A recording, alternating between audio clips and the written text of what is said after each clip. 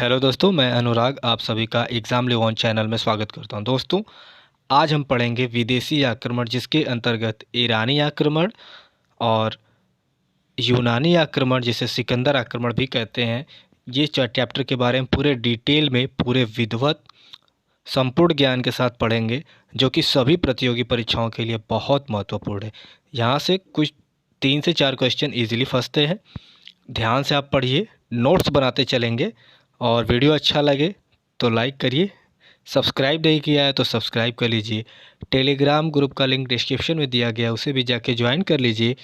चलिए स्टार्ट करते हैं। ईरानी आक्रमण। भारत पर प्रथम विदेशी आक्रमण ईरानियों द्वारा हुआ था।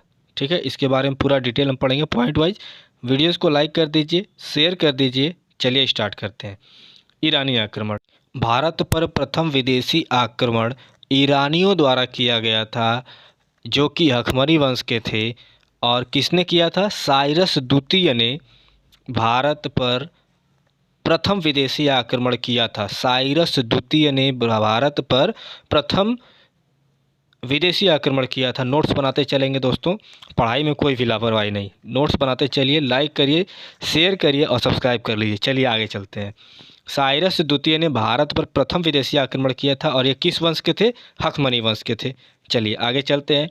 भारत पर प्रथम सफल आक्रमण यानी कि सक्सेसफुल जो वार था, किसने किया था? उस दारा प्रथम यानी कि डेरियस प्रथम या दारा प्रथम ने किया था, जो 516 बीसी में किया गया था। 516 बीसी में किया गया। ईरानियों द्वारा या फिर भारत में जितने भी आक्रमण हुए हैं, सभी भारत के पश्चिम उत्तर भाग से हुए हैं। अफ़गानिस्तान पाकिस्तान वाले क्षेत्र से किए गए हैं। इस पॉइंट को भी नोट करते चलेंगे, एग्जाम्स में पूछता। ईरानियों द्वारा भारत में आक्रमण करने के बाद ईरान ने भारत पर 20वां प्रांत बनाया। ईरान ने अपना 20वां प्रांत बनाया, अपना राज्य स्थापित किया, जहां से 360 हेलेंट की स्वर्ण मुद्राएं प्राप्त होती थी। यह स्थान भारत का पश्चिमोत्तर अफगानिस्तान पाकिस्तान वाला क्षेत्र है, जहां से आक्रमण ज़्यादा हुआ है। ईरानियों के समय पे कुछ लिपियों का जन्म हुआ या फिर आविष्कार हुआ, जो इस प्रकार है। खरोष्ठी लिपि का जो आविष्कार या फिर जन्म जो हुआ, खरोष्ठी लिपि का जन्म अरमाइक लिपि से हुआ। हमने मगध के साम्राज्य में इस टॉपिक को पढ़ा हुआ है। ठीक है, जाके हमारे वीडियो को देख लीजिए, यदि आपने नहीं देखा है तो लिंक डिस्क्रिप्शन में दिया गया है। चलिए, तो जो खरोष्ठी लिपि है उसका जन्म अरमाइक लिपि से हुआ है। ईरानियों के आक्रमण से या फिर भारत में आने से मौर्य काल पर बहुत प्रभाव पड़ा, जिसको आने वाले चैप्टर में हम पूरे डिटेल में पढ़ेंगे। ईरानी आक्रमण यहीं तक था, इसको पूरा रिवीजन कर लीजिए।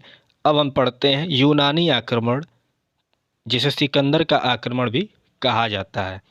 चलिए इसके बारे में हम स्टार्ट करते हैं। ईरानियों के बाद यानी कि जो अखमनी वंश था, उसके आक्रमण के बाद दूसरा विदेशी आक्रमण हुआ, जिसे यूनानी आक्रमण या सिकंदर का आक्रमण कहते हैं।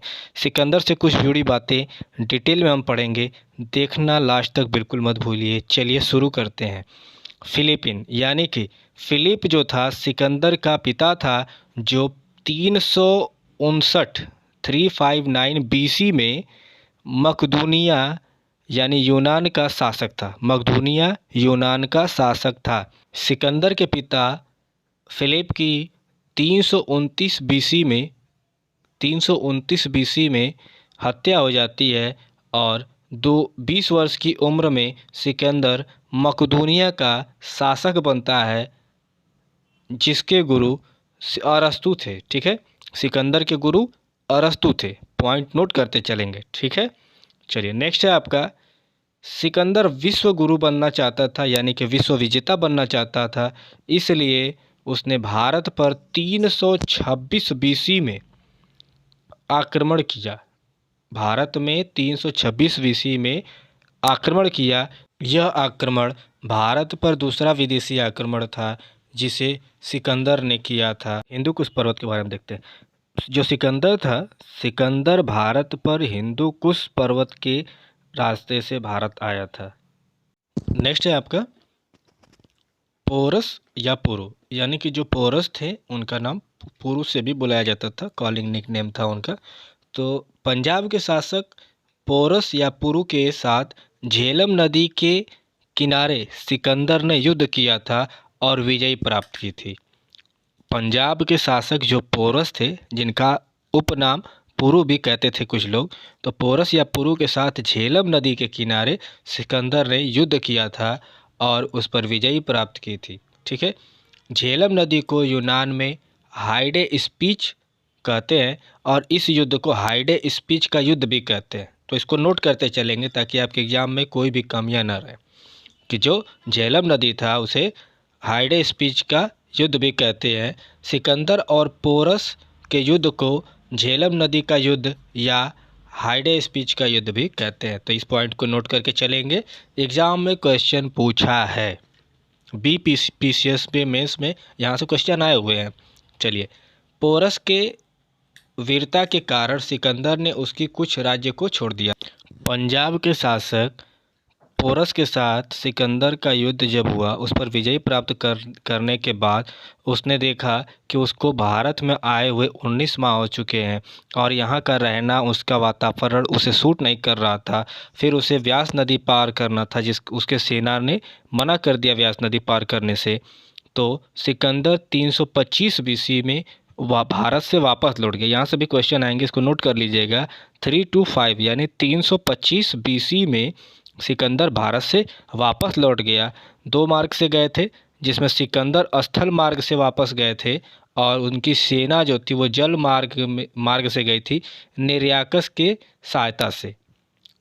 जो उनकी सेना थी वो निरयाकस के सहायता से जल मार्ग से गई थी और सिकंदर स्थल मार्ग से वापस भारत छोड़ के गए थे 325 BC में। अब तक हमने निरयाकस के बारे में पढ़ा। अब है सेल्यूकस निकेटर। सिकंदर ने पंजाब के कुछ क्षेत्रों को अपने सेनापति सेल्यूकस निकेटर को दे दिया और भारत से 325 BC में वापस लौट गए। लौटते वक्त 323 BC में यानी कि 323 BC में बेबीलोन में सिकंदर की मृत्यु हो जाती है। ठीक है। यहाँ से भी क्वेश्चन आता है कि 33 वर्ष की आयु में सिकंदर की मृत्यु हो जाती है किस सन में, यानी कि अगर टाइम पीरियड पूछे तो 323 में यानी 323 BC में बेबीलोन में मृत्यु हो जाती है। सिकंदर ने 2 शहर बसाया था। एक तो पंजाब के शासक पोरस से युद्ध जीतने के बाद उसने एक शहर का बसाया था जिसका नाम था निकाया शहर। यहाँ से भी क्वेश्चन आते हैं।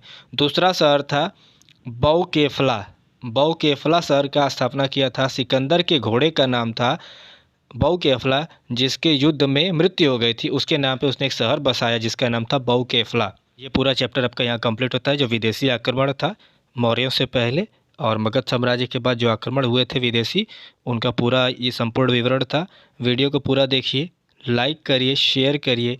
कोई भी कमियां हो वीडियो में पढ़ाने में तो आप हमें कमेंट बॉक्स में कमेंट करिए, सुझाव दीजिए और अच्छा लगे तो लाइक करिए, दोस्तों में शेयर करिए। सब्सक्राइब करना बिल्कुल मत भूलिए और डिस्क्रिप्शन में लिंक दिया गया है, वहाँ जाके टेलीग्राम ग्रुप भी ज्वाइन कर लीजिए।